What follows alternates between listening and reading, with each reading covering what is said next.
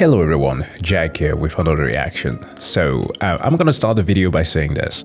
I am not the science communicator that I wish I could be.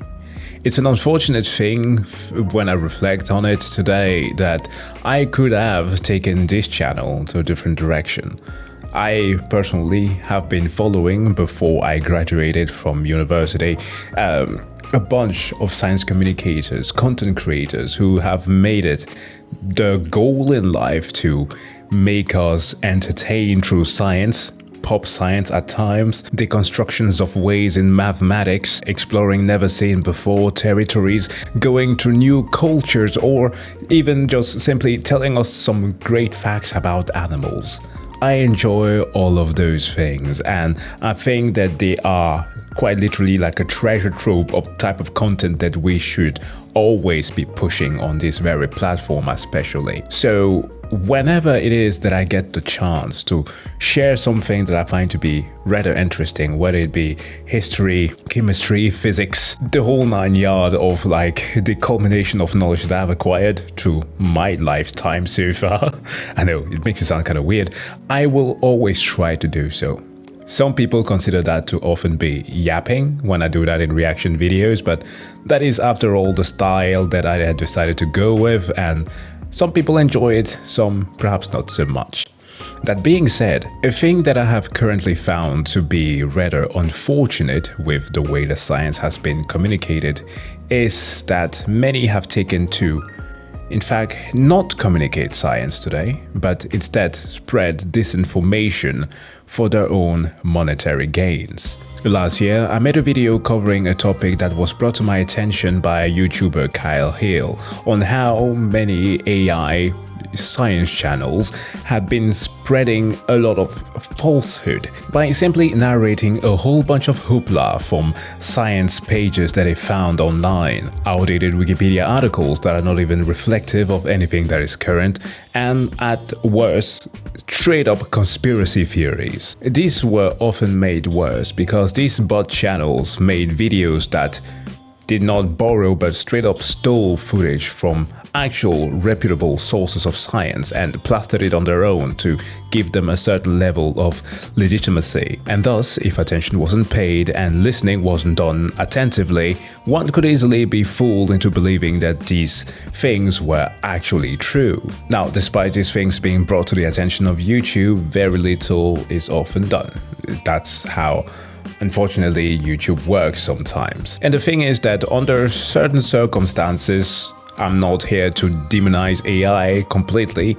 It has its uses, as I personally think that its uses should remain within the realm of like fun stuff like creating memes that are actually funny, and perhaps also to something that is additive by helping people code better, help them structurize their work. Things like that are pretty useful, like something that is actually supporting original content. When these things kind of literally lose me is how they are now being incorporated in our everyday lives. Like, how do you maintain a proper diet? Well, you should just consume 1 rock per day.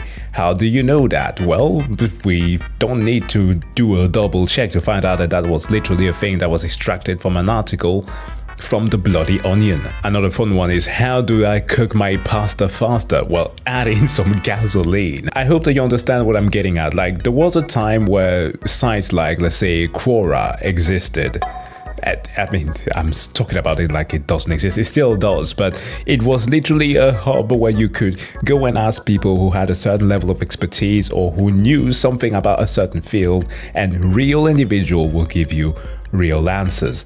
Nowadays, we have quite literally bots talking to themselves and bickering about regurgitated information that they always get wrong. Massive platforms like Google have bought data from actual Reddit, wherein they are now training some of their assets to give us the information that we ask AI to do, which is not surprising that you get answers like the one that I brought up before. So before I get sidetracked, let me conclude this part of the tangent. While there is an attempt to include such things as the community notes on sites like Twitter, or even YouTube is planning to do that more, God forbid they ever use real humans to take care of those notes, it often just isn't enough. And while we can obviously joke that some of the stupid answers that we obviously can spot, saying obviously because some people do not always catch that, by saying, oh no, that answer is just AI generated, bro. One thing is to blame an algorithm for getting things wrong, and another one is to be an individual who deliberately decides to be a contrarian simply based on the fact that being anti-establishment is the best thing to do because anything that conforms with the status quo must be wrong. And that thought has been proliferated by so many in just the last few months that it is getting to a sickening and disturbing level. And one of the avenues to which such disinformation actually has been spread is on the Joe Rogan Experience. You will remember a month ago or so when Joe Have You Tried Some THC Rogan had quite the streak of inviting some straight up loonies on his podcast. From moon landing deniers, creationists who claim that evolution has zero credence, pseudo-intellectual Negroes, I am allowed to say that, who believe that gravity and black holes don't exist, that the periodic system is phonetic, that they have built a new civilization on another planet, have found a new structure to hydrogen, and that 1 times 1 equals 2. And the nonsense continues with grifters who have never ever in their life opened an archaeological book and are just spewing more nonsense. The huge problem with Joe especially is that he has a tendency of just jumping onto anything that is anti-establishment, which I'm not gonna say that it's not relevant to sometime think, okay? Just like I mentioned before, there is a certain level of credence to be worried of certain things that the government tells you. But that does not mean that you should be throwing your entire critical thinking out the window. Because on every of the aforementioned podcasts, Rogan provided very little to often zero amount of pushback onto any of the statements that were given there. And often it was actually the opposite, where he was quite literally being supportive of idiots like Bill Carlson. I don't believe we're even from Earth, to be quite honest with you. Our circadian rhythm doesn't even match Earth's rotation on its axis. We're slightly off. It's actually better tuned to Mars'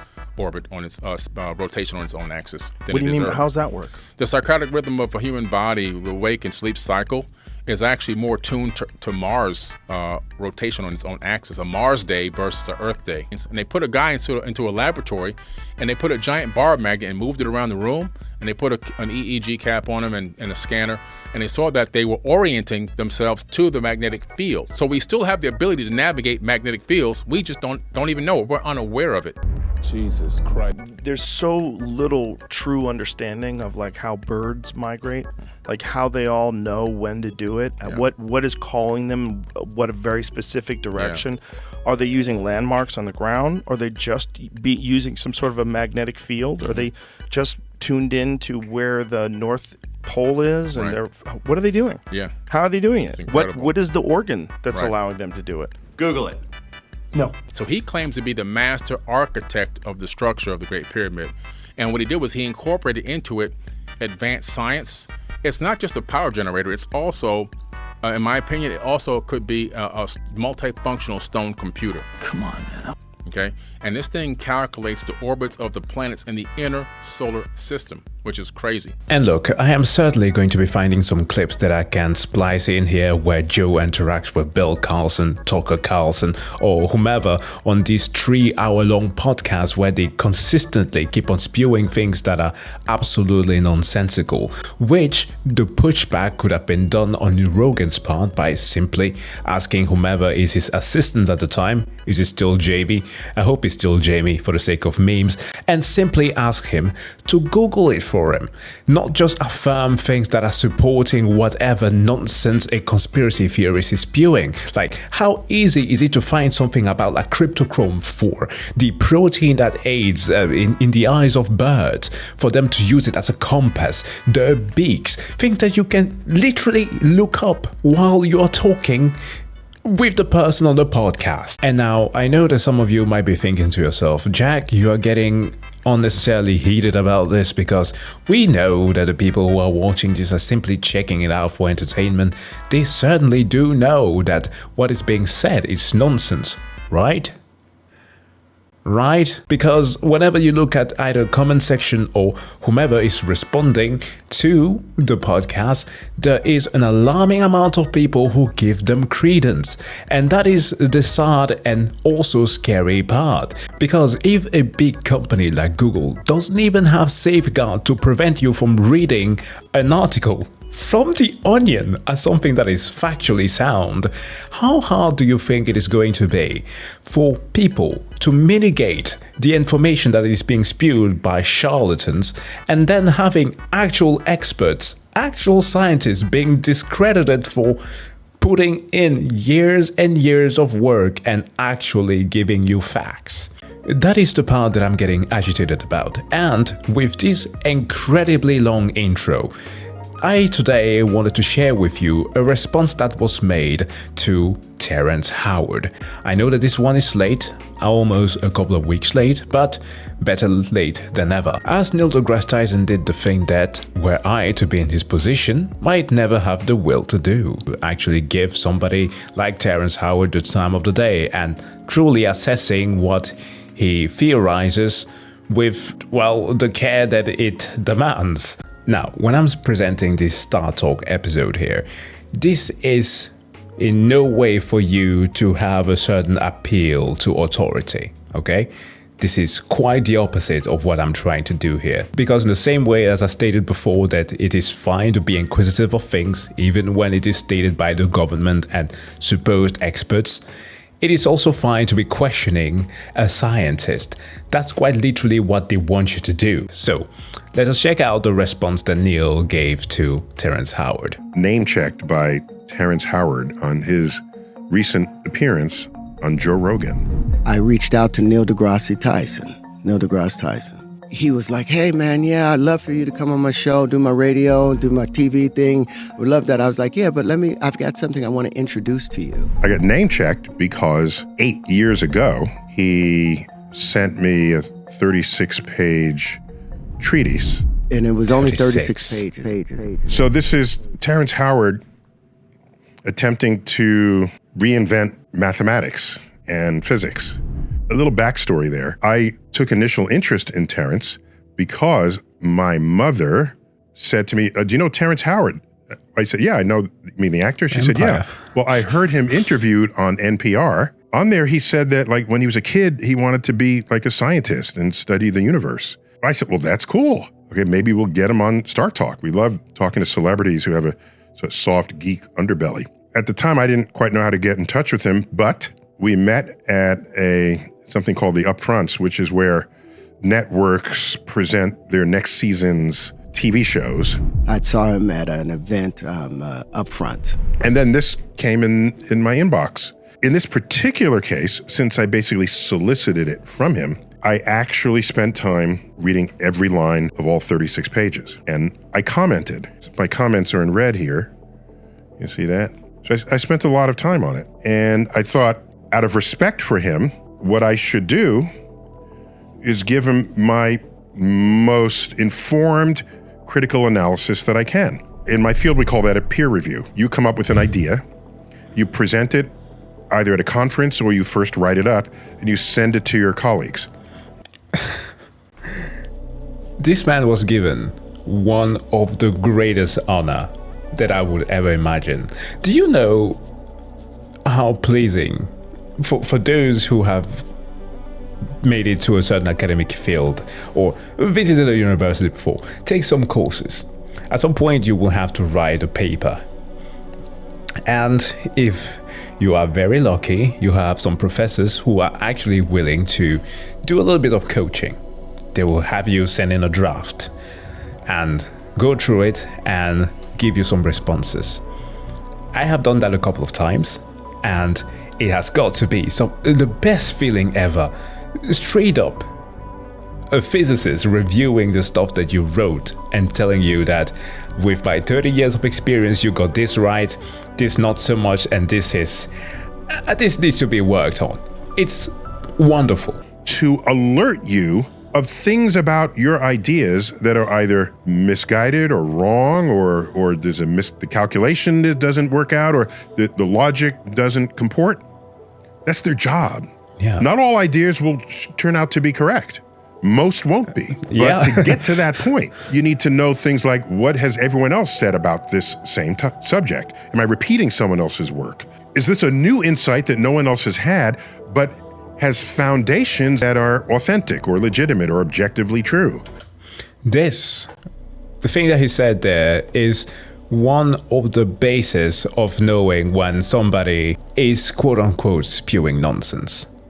One of the most humbling experiences that you can ever have is realizing just how little you know about this topic that you have spent years and years studying. Because there is a litany of people who have come before you, who have always had the same idea. Unless that you know that the thing that you are talking about are for certain true, you will at a certain point develop like an instinct to question if what you're doing is correct, because just spewing that this new revolutionary thing that you have in your mind that you have zero credence for, except for patents, is true, is quite literally the sign of a pseudo-intellectual. Assumption. Am I making an assumption that someone else has already shown to be false? All of this goes on the frontier of science.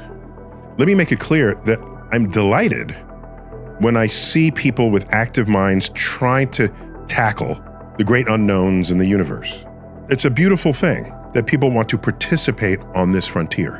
What can happen is, if you're a fan of a subject, let's say, a hobbyist, let's call it, it's possible to know enough about that subject to think you're right, but not enough about that subject to know that you're wrong. And so there's this sort of valley in there, a valley of false confidence. This has been studied by others, and it's called the Dunning-Kruger effect. Yes. It's the phenomenon where a little bit of knowledge, you over-assess how much of that subject you actually know. And then when you learn even more, you realize, no, I didn't know as much as I thought I did. So then there's a sort of a lull there. And then when you learn even more, you come back up. Ultimately, learning enough to know whether you were right or wrong. To become an expert means you spend all this time. It doesn't happen overnight. You can't just sit in an armchair and say, I'm now an expert. It requires years and years of study, especially looking through journals where new ideas are published and contested. That's what we have learned is the most effective means of establishing that which is objectively true, or determining that which is objectively false. Both of those work hand in hand to move the needle on our understanding of the universe. That's one of the things that I pointed out once on stream regarding the importance of always publishing papers. It brings me back all the way to the 1800s with the likes of Ignaz Semmelweis, if you know that person, the savior of mothers. Quite literally the man who found out that he didn't find it out, but he more or less made it a priority within hospitals that we should prioritize hygiene and wash our hands and keep that as a praxis to prevent childbed fever. Sorry. I had to pronounce that correctly there. And this person was amazing. The one thing that was an issue with him was that he never wrote anything. Personally, he let his students do it for him, and people started mistrusting the words he was saying, although he was right. So then you have the other side of that coin, right? Terrence Howard is writing nonsense, but Semmelweis was right but didn't write anything, so it can go both ways. Just my opening line here. It's titled 1 × 1 = 2. So I lead off by saying, this is an ambitious work that is a clear indication of a restless, active mind. Within these pages, however, there are many assumptions and statements that are underinformed, misinformed, or simply false, thereby compromising or nullifying many of the subsequent conclusions you have drawn. That's exactly what should happen in a peer review out of respect for one another's intellect. It opens with a quote from Terrence. It can never occur that the square root of a given number, when added to itself, is greater than the initial number squared, for that would expose a loose thread within the fabric of our understanding, a loose thread capable of unraveling the very ground rules of mathematics. No. That's a bold statement. So then I just say, this opening thesis is false. There are plenty of examples of this that have escaped your attention. His statement is shown to be false for every number that's less than 1 and greater than 0. For example, the square root of 0.64 is 0.8.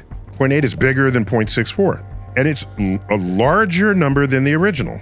And the square of that is even squared equals 0.4096, a smaller number than the original. To the extent that the next 35 pages depends on your stated thesis, this fact undermines your claims and assumptions and conclusions. It's not about feelings here. It's about objective reality. So at the time, I considered Terrence a strong acquaintance. Then we hung out a bit and had much exchange. We haven't spoken much since then. But go to page 2, and in here, he mentions people who he declares were persecuted because their vision exceeded the myopic view of their contemporaries. Walter Russell, and Nikola he mentions Tesla. Walter Russell, Nikola Tesla, John Keeley, and many, many more. It is important to note, Walter Russell was a person who has zero background in anything scientific.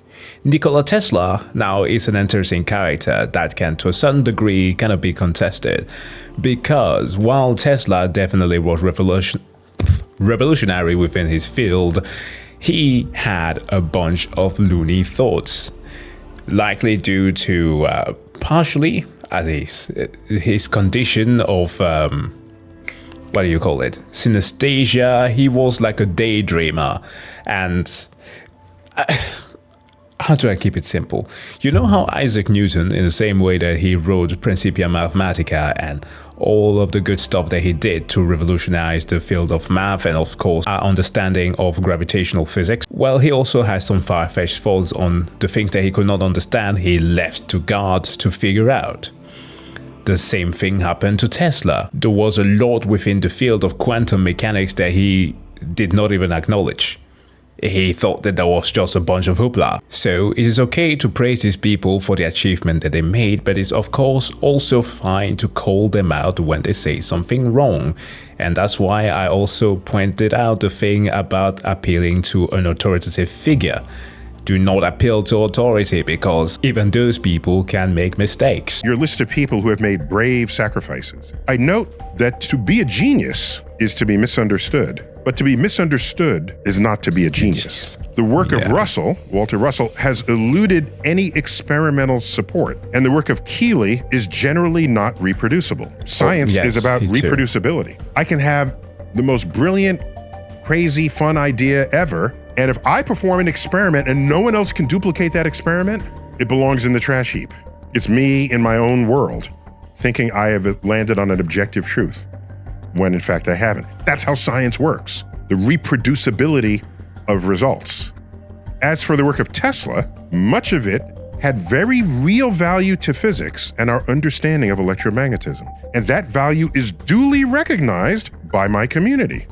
In the naming of a unit of electromagnetism. Quite literally. You can't get more badass than having a unit named after you. Yeah. Newton has a unit named after him. Yeah. For example, the metric unit of force is a Newton. Much of the rest of his work was fringe and unrealized, either for violating known laws of physics or for being simply impractical. Just because you do some good stuff doesn't mean everything you ever did is going to be great. I will further affirm that just because an idea... That's the same way that some in the past used to mock atheists to a certain degree by saying that, oh, so you support the work of a racist when you are saying that evolution is true and not creationism.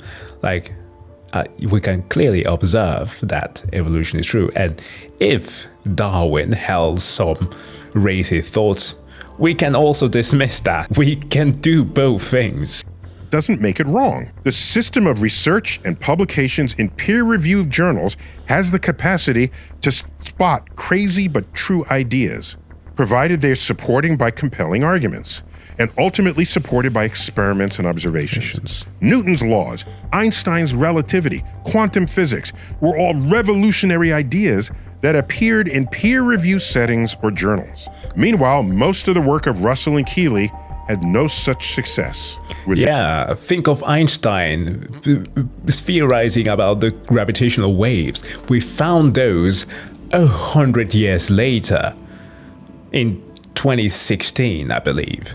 Like, it's wild. It's wild to make a statement like this and not have any thought about the actual historicity of things.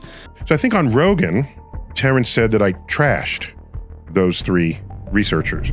Attack that I had talked about Walter Russell and Victor Schauberger and John Keeley and Tesla as the people that I looked up to. So he threw shit on he was like, well, Tesla stuff worked, but Tesla was never really respected and out there. When I'm just simply stating the fact, I don't think of that as trashing. I think of that as being honest.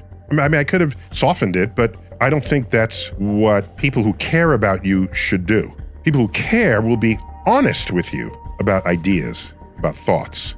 The world is changing so quickly, and so is everything around us. Unfortunately, we have chosen to remain handcuffed to antiquated and obsolete beliefs. We have put an enormous amount of faith into the methods and practices of old that are as dead today as the men who propagated the notion that the world was flat. Now look, I want to state one more thing regarding Tesla's life, and please, if you are Croatians, please don't think that I'm attacking him in any way whatsoever. I know that he is an important figure there, to a certain point where he's mythologized. I'm saying that because I have actually listened to 2 of his biographies, and both of them are not being honest about what was actually happening. Like, from some stating literally that he was born on the day of a lightning storm because, yeah. And others playing very much into the aforementioned synesthesia that he might have had because he was daydreaming. He always had these flashes of light where he would see images and to a certain degree believed himself to like being visited by a holy power. His father was not a clergyman, but working for the church, and so did his mom at a certain point. So like a well-educated young man who had the possibility of coming within the field of theology, but decided to go with science instead. But that still affected a lot in his life. And there's so much about his story that is relevant to talk about. Unfortunately, some of it has just been massaged to a point where it's like not factual. So that's the thing. That's the thing. It's not because he has the underdog story with regards to his life and competition versus Edison. We can look at that, but also be factual about the things that he did wrong. Your world was flat reference. It's not widely appreciated that the idea of a flat Earth predates the introduction and development of the methods and tools of science as we practice them today. Those processes date back to around 1600, coincident with the invention of the microscope and telescope. Yeah. Before then, truths were whatever seemed right to the senses. Afterwards, and to this day, truth was whatever the verified data obtained by your instruments forced you to believe if your senses otherwise contradicted the data. When I hear about stuff like this, I like to bring the comparisons to the idea, or at least the views that we have of aliens today. As before television, little green men were not exactly what we thought they were, right? Aliens had different shapes and forms and sizes. After certain movies started happening, the views that we had of aliens were the ones that were portrayed on TV.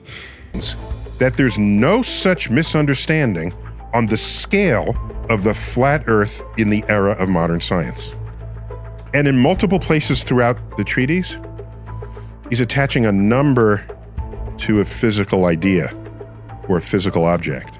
That idea goes way back, by the way. Go back to Pythagoras, famous for the Pythagorean theorem, which we all learned in 8th grade, was it, or 9th grade? Pythagoras was also a philosopher. who tried to understand how things worked.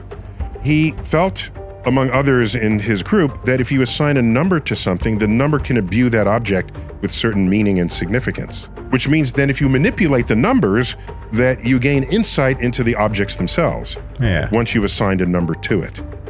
There's a lot of that permeates this document, but it's a long disproven approach to the world.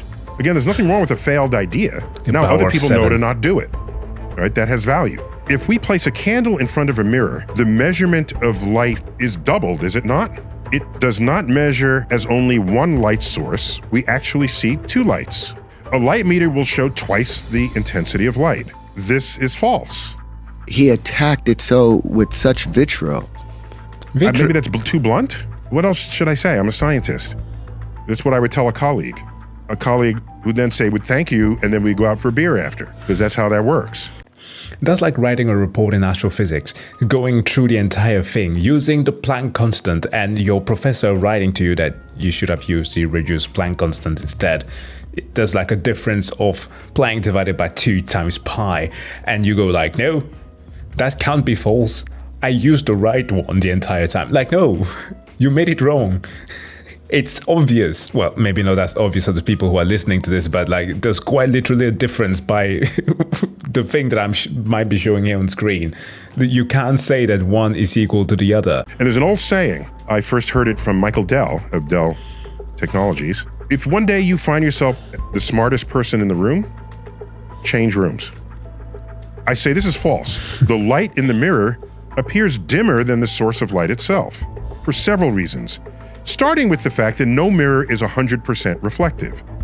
But more importantly, the candle in the mirror is always farther away from you than the candle itself. Yeah. So the light meter will always read less than twice the actual value of the candle itself. I will note that from this work, Terrence produces art, sculptural art, which I find to be intriguing, even beautiful. To me, more intriguing than beautiful, because you got to look at it and you keep looking at it, like, what is that? And what's going on there? I just want to read you my ending comments here. I could not follow the reasoning on these last few pages, but the illustrations that derive from them are beautiful, regardless of how they were derived. My notes have been strongly critical of your reasoning and conclusions. I was candid and blunt out of respect for the energy you have clearly invested in this work. But if you're sure that you are still right and that I have completely misunderstood your thesis, then you will need to look for another person to evaluate what you have done and solicit their comments. In any case, like I say above, the images and illustrations in your final pages are beautiful works of art, unlike any I have seen. That's quite literally praise him for doing one thing right. So, in case people wanted to know what actually went down 8 years ago, just always be cautious of the Dunning-Kruger effect. You put in a little bit of work and you have an idea, and then you think your idea is right, and that Einstein is wrong, and Newton is wrong, and that everybody's wrong, and that all of modern astrophysicists are wrong. That's bold. That's bold. Audacious. Bodacious. When continental drift was proposed, it was like, what? Land masses are moving on Earth's surface? That's a weird idea. That's going to be a hard sell. We think there's sort of upswelling of yes, locally, but whole continents, that's crazy. It would take a few decades until ultimately, when we're mapping the bottom of the ocean, we find that there's a mid-Atlantic ridge that the ridges are separating. It's like bada bing. So the resistance to jumping on the idea that continents move was not because people were stubborn. It was because people are cautious.